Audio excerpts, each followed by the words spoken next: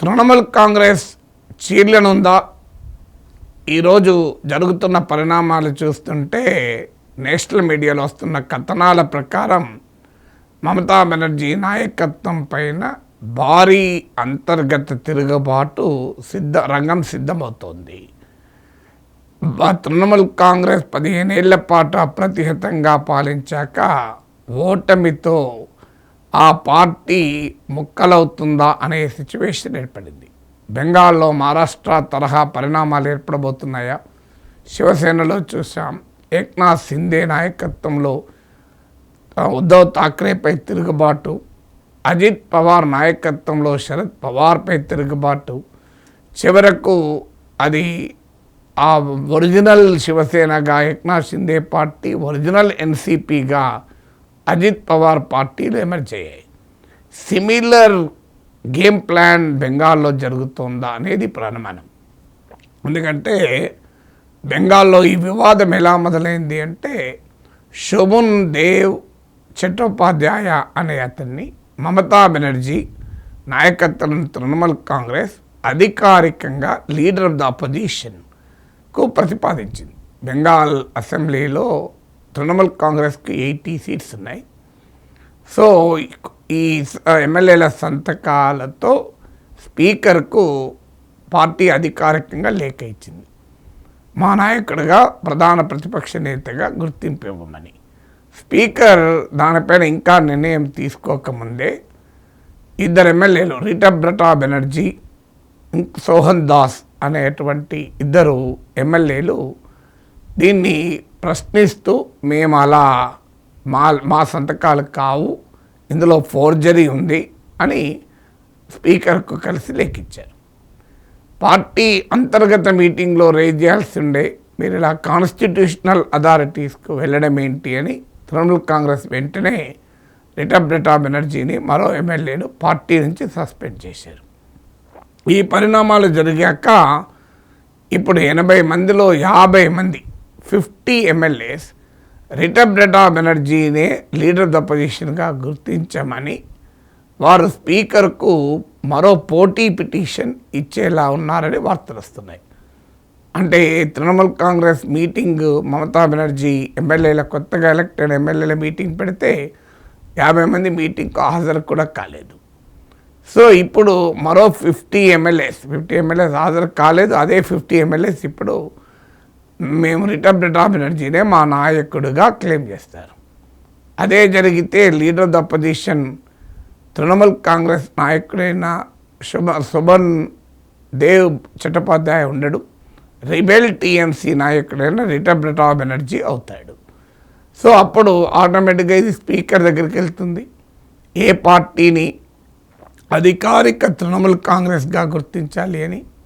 సహజంగానే బీజేపీ ఎమ్మెల్యేనే స్పీకర్గా ఉన్నారు కనుక ఆయన తృణమూల్ రిబెల్ నాయకుడినే గుర్తిస్తారు. ఆల్రెడీ పార్టీలో 2/3 మద్దతు ఉంది కనుక మాదే రియల్ తృణమూల్ కాంగ్రెస్ అని మొదలు పెడతాడు. అప్పుడు ఒక లీగల్ ఫైట్ మొదలవుతుంది. ఏది ఒరిజినల్ పార్టీ, ఏది రిబెల్ పార్టీ, ఒరిజినల్ పార్టీ దేనికి అని. ఎమ్మెల్యేలు మాకే ఎక్కున్నారు కనుక రిబెల్ వర్గం మాదే తృణమూల్ కాంగ్రెస్ అంటారు. మమతా బెనర్జీ ఒక్క ఎమ్మెల్యేలే లెక్క కాదు కదా, పార్టీ ఫంక్షనరీస్, ఆఫీస్ బేరర్స్ అంటూ వాళ్ళు వాదిస్తారు. ఇదొక ప్రొలాంగ్డ్ బ్యాటిల్ జరుగుతుంది.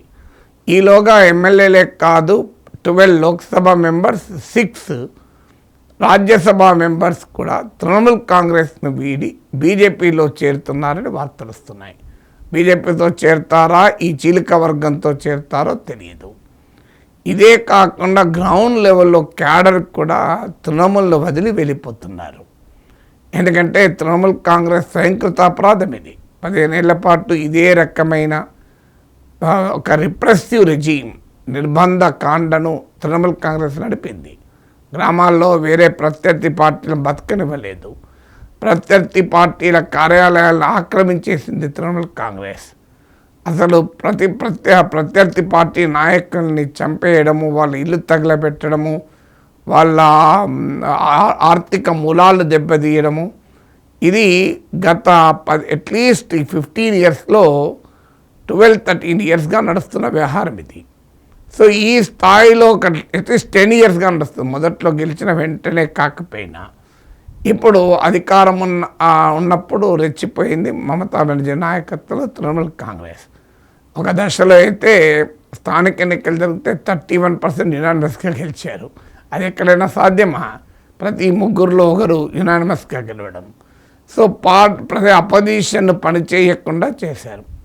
కానీ నేను ఇదివరకు అనేక సార్లు చెప్పినట్లు పొట్టోని పొడుగోడు కొడితే పొడుగోడిని పోచమ్మ కొట్టింది అన్నట్లు లెఫ్ట్ పార్టీస్ను లేకుండా తృణమూల్ చేస్తే భయంకరమైన నిర్బంధ కాండతో బీజేపీ వచ్చి ఇప్పుడు తృణమూల్కు కూడా అదే రకమైన బుద్ధి చెప్తున్నారు. సో లెఫ్ట్ని ఎదుర్కోవడం ఈజీ అయింది, కానీ బీజేపీని ఎదుర్కోవడం కష్టం అవుతుంది. ఎందుకంటే బీజేపీ కేంద్రంలో అధికారంలో ఉంది. మనం చూసిన ఎన్నికలప్పుడు ఏకంగా సెంట్రల్ ఫోర్సెస్ కేంద్ర బలగాలను దించింది, పోలీస్ అధికారులను పక్కకు పెట్టింది, direct election commission hand over చేసి ఎన్నికలు జరిపింది. ప్రజలు ఎలాంటి భయం లేకుండా తృణమూల్ కాంగ్రెస్ను ఓడించారు, బీజేపీని గెలిపించారు. తృణమూల్ కాంగ్రెస్ నిర్బంధంతో ఏం చేయాలో తోచని వామపక్ష ఓటర్లు కూడా పెద్ద సంఖ్యలో బీజేపీకి షిఫ్ట్ అయ్యి ఈసారైతే బీజేపీని గెలిపిద్దాం, నెక్స్ట్ టైం మనది మనం చూసుకుందాం. ఎందుకంటే మొదలు తృణమూల్ కాంగ్రెస్ అధికారం పోతేనే మనం ఆపరేట్ చేయగలం, మనం పొలిటికల్ యాక్టివిటీ చేయగలమని భావించి ఆ లెఫ్ట్ ఓటు కూడా బీజేపీకి భారీ ఎత్తున షిఫ్ట్ అయింది. ఇది నేను చెప్పడం కాదు, సువేందు అధికారి చెప్పాడు. తన భవానీపూర్ కాన్స్టిట్యున్సీలో 10,000 ఓట్లకు పైగా సిపిఎం ఓట్లు ఉన్నాయి, అవి నాకే వచ్చాయని. సో ఈ పరిణామాలన్నీ జరిగాక ఇప్పుడు బీజేపీ తన తడాక చూపెడుతోంది. తృణమూల్ కాంగ్రెస్ అసలు లేకుండా చేద్దామనే ఆలోచనలో బీజేపీ రాజకీయం చేస్తోంది. అందుకే మమతా బెనర్జీని ఓడించడానికి సర్వశక్తులు పన్నారు. సో స్పెషల్ ఇంటెన్సివ్ రివిజన్ పేరిట భారీ ఎత్తున ఓట్లను కత్తిరించారు. మమతా బెనర్జీకి వచ్చిన మెజారిటీ కన్నా చాలా ఎక్కువ ఓట్లు తొలగించబడ్డారు. సో టోటల్గా అన్ని సర్వశక్తులు సామధాన భేద దండోపాయాలు వాడారు. మమతా బెనర్జీని అసెంబ్లీకే గెలవకుండా అడ్డుకున్నారు. ఇక ఇప్పుడు ఆమె పార్టీనే లేకుండా చేద్దామనే మిషన్ బెంగాల్ మొదలైంది. దీంట్లో భాగంగా మహారాష్ట్ర నమూనా ఆల్రెడీ ఉంది. ఉద్ధవ్ ఠాక్రే బీజేపీతో కలిసి పోటీ చేసి సీఎం పదవి ఇవ్వనంటే కాంగ్రెస్ ఎన్సీపీలతో వెళ్తే ఆఖరికి ఉద్ధవ్ ఠాక్రే పార్టీనే నిట్టనిలునా చీల్చగలిగింది బీజేపీ దర్శకత్వంలో. ఏక్నాథ్ షిండే నాయకుడయ్యాడు, ఆఖరికి సీఎం అయ్యాడు. అలాగే శరద్ పవార్కు వ్యతిరేకంగా మీకు అజిత్ పవార్ను బీజేపీ దర్శకత్వంలో ఆయన తిరగబడ్డాడు. ఇప్పుడు అసలు శరద్ పవార్ ఉద్ధవ్ ఠాక్రే ఒరిజినల్ పార్టీ కాదు, ఇప్పుడు ఒరిజినల్ పార్టీ ఏక్నాథ్ షిండే అజిత్ పవార్లది అయిపోయింది. సో సరిగ్గా ఇదే పరిణామాలు బెంగాల్లో జరగబోతున్నాయా అని, అంటే 50 మంది ఎమ్మెల్యేల డుమాతో మొదలైంది. ఎమ్మెల్యేల సంతకాలు ఫోర్జరీ చేశారు, మేము గుర్తించడం లేదు, అధికారిక Trinamool LOP leader of the position అభ్యర్థులని పేర్కొన్నారు. చివరికి ఇప్పుడు 50 మంది ఎమ్మెల్యేలు ఎనీ మూమెంట్ రిటా బెనర్జీ మా నాయకుడు, మాదే ఒరిజినల్ తృణమూల్ అంటూ లేఖలు ఇవ్వటానికి సిద్ధపడుతున్నారు. అదే జరిగితే ఆగమేఘాల మీద BJP speaker official Trinamool nominee కాక రిబెల్ తృణమూల్ నామినీనే ఒరిజినల్ తృణమూల్ కాంగ్రెస్గా గుర్తిస్తాడు. ఎందుకంటే ఆయనకి ఎక్కువ మంది ఎమ్మెల్యేల మద్దతు ఉందని.